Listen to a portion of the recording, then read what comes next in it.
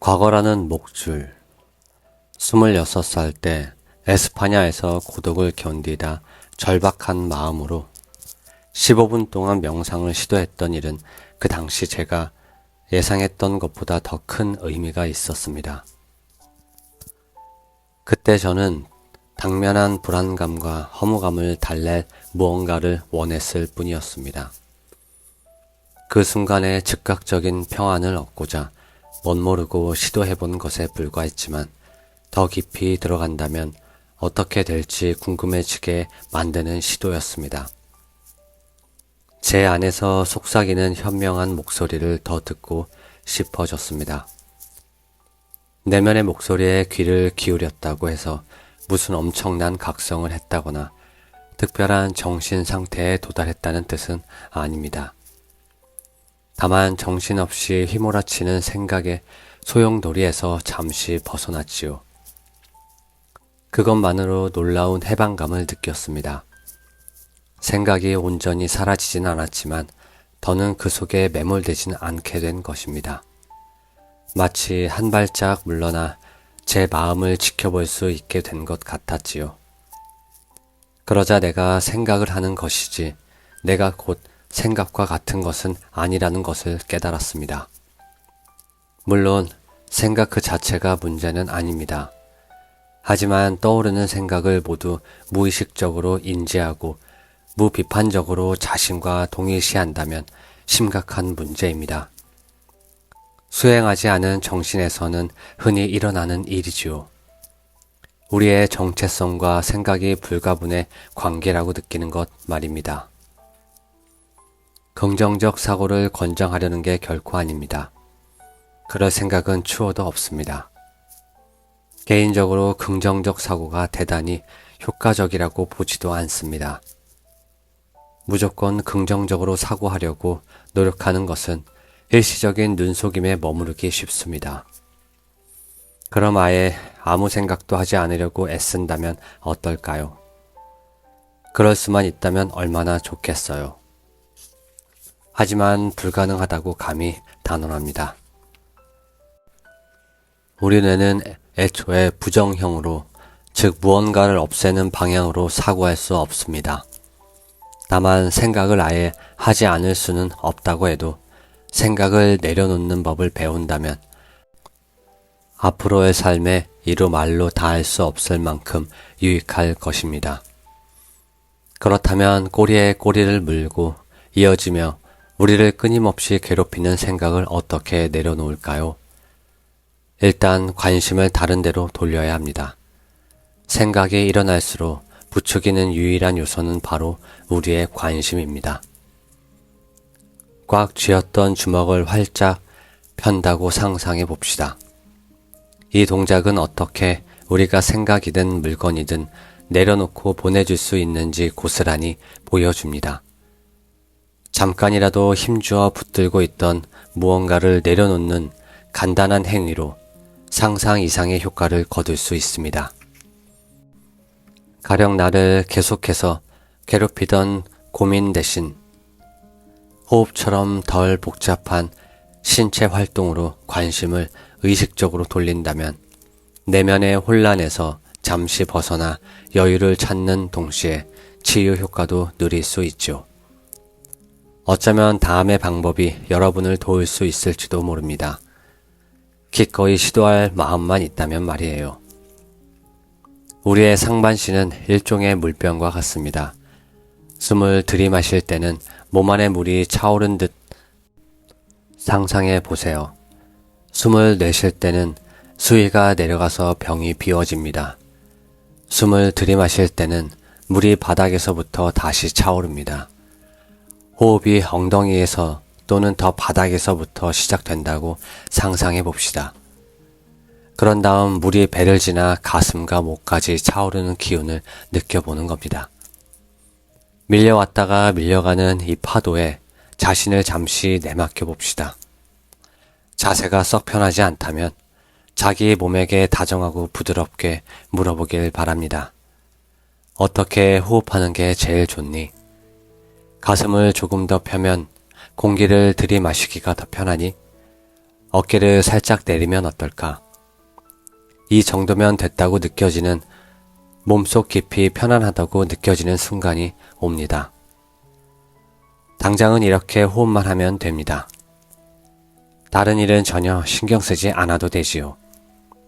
휴가를 떠난 셈입니다. 전두엽의 스위치도 꺼버렸습니다. 이 순간 책임질 일은 하나도 없습니다. 이 순간 짜내야 할 기획안도 제시해야 할 의견도 없습니다. 잊어서는 안 되는 꼭 기억해야 하는 상황도 전혀 없어요. 여러분이 신경 쓸 일은 오로지 호흡뿐입니다. 원하는 시간 동안 호흡에만 집중하면 되는 겁니다. 일상에서 자기 자신에게 이처럼 몰입하고 관심을 기울이는 시간이 얼마나 되나요? 기회가 찾아왔다면 어딘가 어색하고 두려운 마음은 뒤로하고 시작해 보길 바랍니다. 호흡으로 뭔가를 얻을 수 있어서가 아닙니다. 삶의 모든 부분을 차분하고 평온하게 바꾼다거나 내면의 희열을 맛볼 수 있어서도 아니에요. 특별히 영적인 사람이 되고 싶어서도 아닙니다. 단지 호흡이란 원래 그만큼 가치 있는 것이기에 거기에 주의를 기울여 보자는 겁니다. 호흡과 관련된 중요한 어휘들을 생각해 봅시다. 영감을 뜻하는 단어 inspiration에는 숨을 들이마신다, 즉 흡입의 의미가 담겨 있습니다. 열망을 뜻하는 단어 aspiration에는 숨을 내쉰다, 즉 흡출의 의미가 담겨 있습니다. 정신이나 활기를 뜻하는 스피릿과 스피리추얼의 어원도 숨을 쉰다는 뜻을 가진 라틴어에서 출발했습니다. 이런 단어들의 관련성이 단순한 우연은 아니라고 생각합니다. 우리 본연의 생기와 힘을 느끼며 살아가고 싶다면 일상적으로 호흡에 주의를 기울여야 합니다. 태국의 대선자이자 제가 수행했던 숲속 사원의 주지였던 아잔차 스님은 이렇게 말했습니다. 태어나서 죽을 때까지 한 번도 자기 몸을 드나드는 호흡을 의식하지 못하는 사람들이 있습니다. 이들은 그만큼 자기 자신에게서 멀리 떨어져 사는 것입니다. 관심을 어디로 기울일지 선택하는 게 뭐 그리 어려울까 싶겠지만 참으로 어려운 일임을 솔선해서 인정하겠습니다. 처음 호흡에 집중하려고 시도할 때 우리 마음은 대부분 요요처럼 정신없이 움직이거든요. 몇 차례 호흡을 따라가는가 싶다가도 사소한 일에 주의력이 흐트러지고 맙니다. 그러면 우리는 참을성 있게 관심의 끈을 다시 당겨야 합니다. 당기고 또 당기기를 몇 번이고 반복해야 하죠. 우리 마음은 지칠 줄 모르고 전혀 예상치 못한 방향으로 치닫습니다. 하지만 우리 역시 집중력이 흐트러질 때마다 결국 또 길을 잃었다는 것을 알아차립니다. 그럴 때마다 우리가 해야 할 일은 자신을 꾸짖거나 이번에는 어느 정도 해냈는지를 평가하는 것이 아닙니다. 다만 또다시 흐름을 놓쳤다는 것에 주목한 뒤 그 생각을 내려놓고 원래 집중하려던 대상으로 차분히 관심을 돌려야 합니다. 중간에 그만두고 싶을 수 있습니다. 하지만 꿋꿋이 버틸 만한 가치가 있죠. 호흡에 집중할 수 있게 된다는 건 개개인의 삶에선 별로 돋보이지 않는 몸짓일지라도 인류의 집단적 알아차림이라는 진화적 측면에선 꼭 필요하고도 귀중한 단계이기 때문입니다. 태고적부터 어느 종교에서든 차분히 내면의 귀를 기울여야 한다고 강조해 왔습니다. 그 중요성은 불교나 명상에만 국한된 것이 아닙니다. 오히려 이것은 인간답게 존재하기 위한 일입니다. 우리는 누군가 생각을 내려놓을 능력이 있습니다. 관심을 어디로 돌릴지, 또 우리에게 해를 끼치는 일에 얼마 동안 관심을 기울일지 선택할 능력도 있지요. 여러분에게도 당연히 그런 능력이 있습니다. 다만 약간의 연습이 필요할 뿐입니다. 그 잠재된 능력을 무시하거나 아예 잃어버린다면 우리 삶은 여태까지 몸에 깊이 밴 행동과 관점에 좌우됩니다. 모든 결정을 습관적으로 내리게 되지요. 이를테면 과거의 목줄이 묶여 끌려다니는 것이나 마찬가지이지요. 결국 우리는 같은 트랙을 계속해서 돌고 또 돌게 됩니다. 그런 삶은 자유롭지 않습니다. 그 안에는 존엄도 품위도 없습니다. 그렇다면 목줄을 끊어내기가 쉬울까요? 쉽지 않습니다. 그래도 최선을 다할 만한 가치가 있을까요? 물론이지요.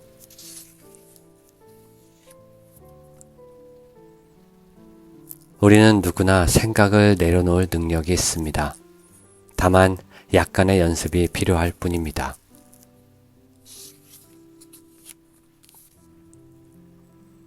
카라마조프가의 형제들. 상사의 사무실 문을 두드리고 들어가서 아무래도 일이 계획대로 흘러가지 않을 듯합니다. 전 이쯤에서 그만두겠습니다.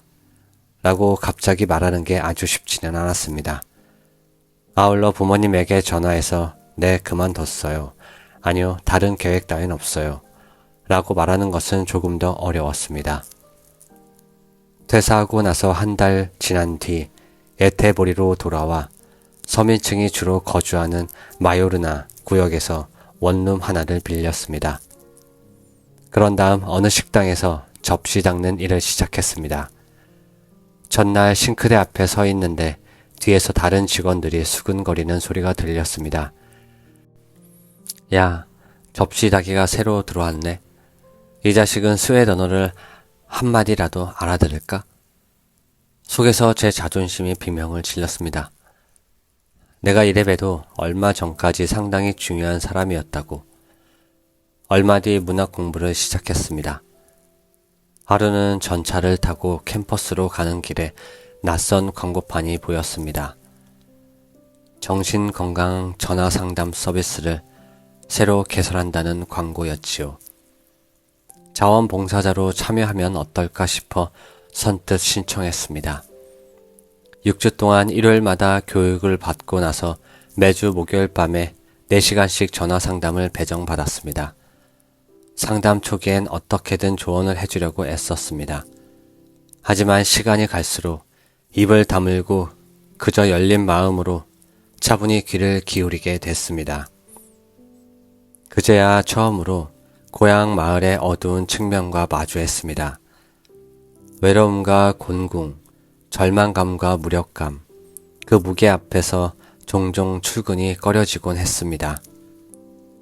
하지만 막상 상담을 마치고 나면 제 가슴을 울리던 상대와 나눈 온기 덕분에 늘 한 뼘은 더 자란 것처럼 느껴졌습니다. 처음에 자기에게 주어진 삶의 무게 때문에 울었던 사람들은 이제 고마움으로 말미암아 울게 되었습니다. 누군가가 마침내 자신의 말에 귀를 기울여준 까닭이지요. 그중 어떤 이들은 다른 사람에게서 이런 관심을 받아본 것이 수십 년 만의 일이라고 하더군요. 이때 한 가지 중요한 것을 배웠습니다. 다른 사람들과 함께하고 그들을 돕는 일은 그 자체로 저에게 무한한 보상이 된다는 것입니다. 1년간 문학을 공부한 뒤 더 넓은 세상을 탐색해 보기로 했습니다.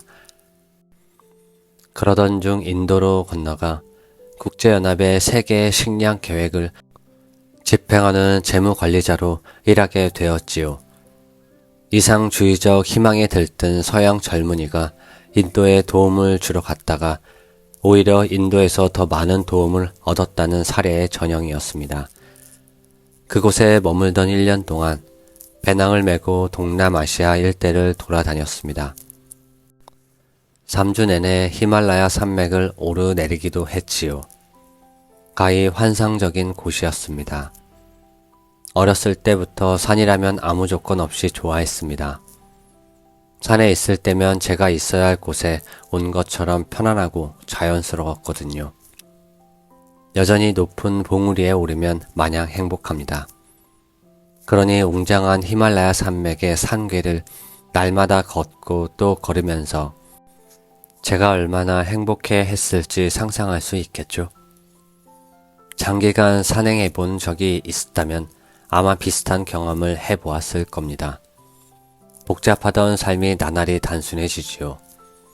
결국엔 날씨와 몸, 음식, 음료, 휴식으로 압축됩니다. 저 역시 아침에 배낭을 메면 지구 끝까지 걸어갈 수 있을 것 같았습니다. 그래, 이게 내가 하고 싶은 일이야. 아무도 저를 꺾을 수 없을 것 같았지요.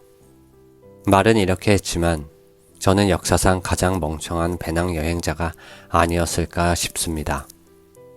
안 그래도 무거운 배낭에 도스토옙스키의 카라마조프가의 형제들, 양장본을 넣고 다닐 만큼 허세 가득한 여행자는 저밖에 없었을 겁니다.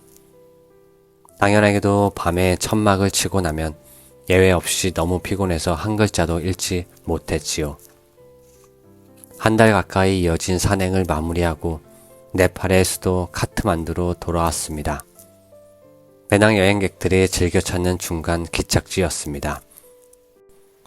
하루 세끼 모두 쌀과 렌틸콩을 넣은 스튜만 몇 주 내내 먹었던 터라 시내에서 제일 맛 좋은 크루아상을 제공할 것 같은 식당을 찾아가 호화로운 아침 식사를 주문했습니다.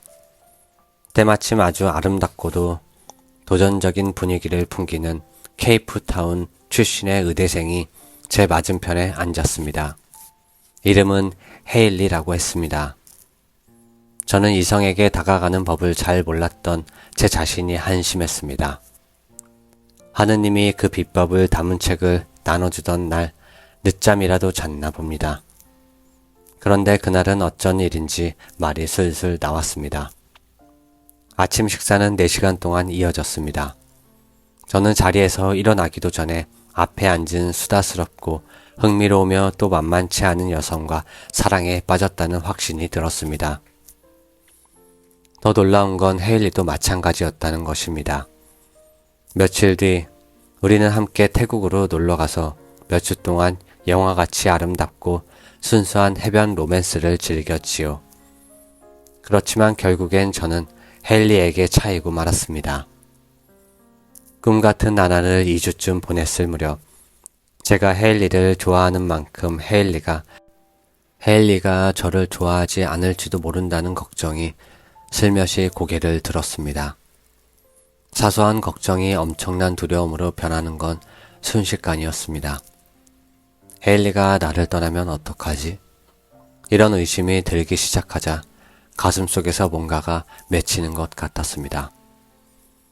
작은 덩어리는 급격하게 커져서 제 감정을 점점 더 차단했지요. 갑작스러운 행복은 오히려 두려움을 낳았고 두려움은 두꺼운 방어막을 내세워 감정을 느끼지도 표현하지도 못하게 했습니다. 감정을 제대로 발산하지 못하면 장난기와 유쾌함, 익살스러움은 사라지고 행동 거지는 점점 더 부자연스러워집니다. 말을 잃고 몸은 경직됩니다. 확실히 저는 그렇습니다. 이래서는 안 된다고 속으로 끝없이 되뇌었지만 그럴수록 혀도 몸도 더욱 굳어졌고 그동안 오해는 더 깊어졌습니다. 마침내 제 두려움이 현실이 되었습니다. 헤일리가 아주 부드럽고도 사려 깊은 태도로 저와 헤어지겠다고 말했을 때 제가 짜낼 수 있는 답변은 고작 이게 다였습니다. 그래, 내가 지금의 나 같은 놈과 사귀었다면 나도 그 놈이랑 헤어졌을 거야. 전에도 몇 번 차였던 적이 있었지만 과거의 경험은 새로운 아픔을 조금 더 덜어주지 못했습니다. 때때로 이별은 사람들에게 가장 깊은 상처를 남기기도 합니다. 게다가 저는 그 아픔을 앞에서 의연하기보다는 멜로 드라마의 주인공처럼 유난스럽게 힘들어하는 편이었지요. 물론 이별의 아픔을 유독 뼈저리게 느끼는 사람이 저뿐만이 아니라는 것은 이제 알고 있습니다. 그리하여 저는 태국의 한 해변에 막 버려졌습니다. 그 어느 때보다 더 외롭고 비참했지요. 게다가 그곳은 배낭 여행객이 즐겨 찾는 장소였습니다. 어디를 봐도 아무 근심 없이 뜨거운 햇볕에 몸을 태우며 흥겹게 모험을 즐기는 젊은이 천지였고 모두 눈부시게 행복해 보였습니다. 그 속에 제가 있었습니다. 손때 묻은 도스토옙스키 책 뒤에 숨어 삼라만상을 아우를 심오한 사상을 갈구하는 사람처럼 보이려고 애썼지요. 그렇게 며칠을 버텼습니다. 하지만 아무리 발버둥 쳐도 우울을 떨칠 수 없었습니다. 저를 삼킬 듯 차오르는 어두운 감정을 다스릴 방법이 도무지 떠오르지 않았습니다.